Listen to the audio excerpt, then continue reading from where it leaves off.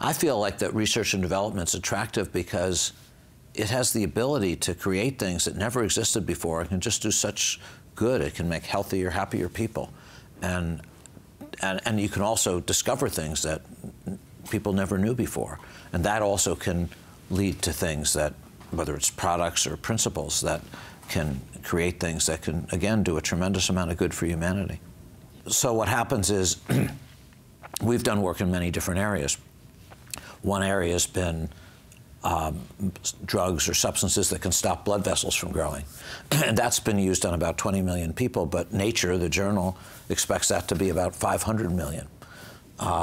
We've created new drug delivery systems. These could be little implants that could deliver drugs to specific sites in the body or deliver them for really long times.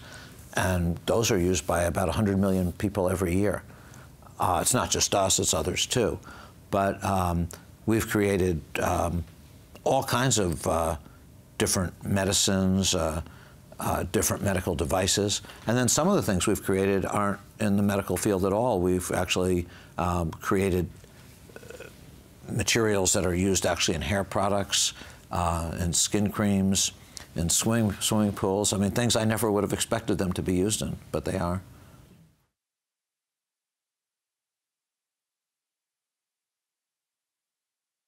Well, I get an awful lot of satisfaction out of, I mean, making people happy. I mean, I feel like if I can do something, whether it's teaching or research, that makes people happier, it makes me a lot happier. It's not necessarily a generous thing. It's just that if you do something that makes somebody happier, makes the world better, I mean, I think it makes you feel, very good inside. And so that's, I guess, how I've always been. And so that's what keeps me going. And I'm very lucky. I mean, I've got a terrific lab with lots of great people in it. I kind of view them as almost like an extended family, and I want them to have good careers and good lives. And so we're doing research.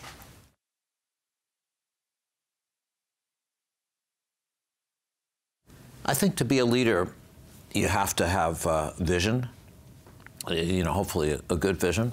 I think you have to have the ability to communicate that vision to people that will respect it and care about it. I think you have to have I think it helps if you have the ability to put yourself in the place of people who you're trying to lead and see about what they might be thinking about. And I think you want to show those people respect, a lot of respect, ideally. And I think, hopefully you have good ideas and you set a good example. I think those are some of the things that are helpful.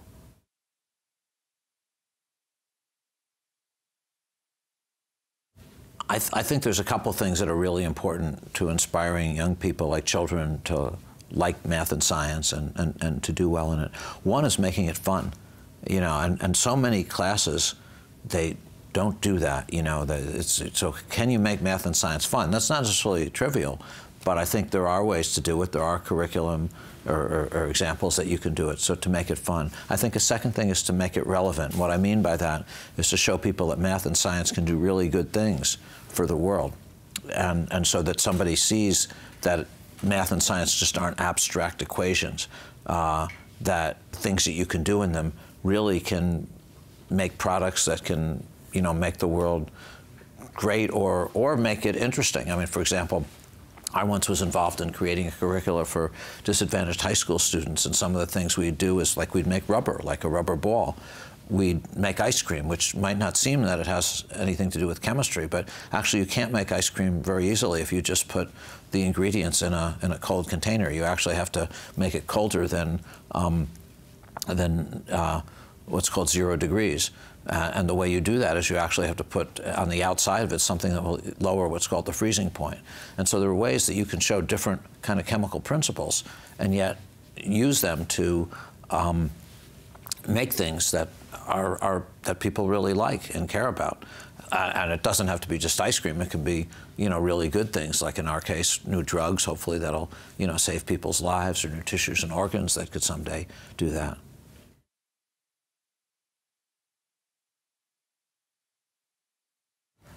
Well, I think the advice I would give to young people is to think about how you can do things that will make the world a better place, a safer place, a healthier place, and really to think through what you can do to make others happy. And to me, science is a great way to do that, because if you come up with the right innovations or the right discoveries, that will give us the tools to come up with things that hopefully can do a lot of good.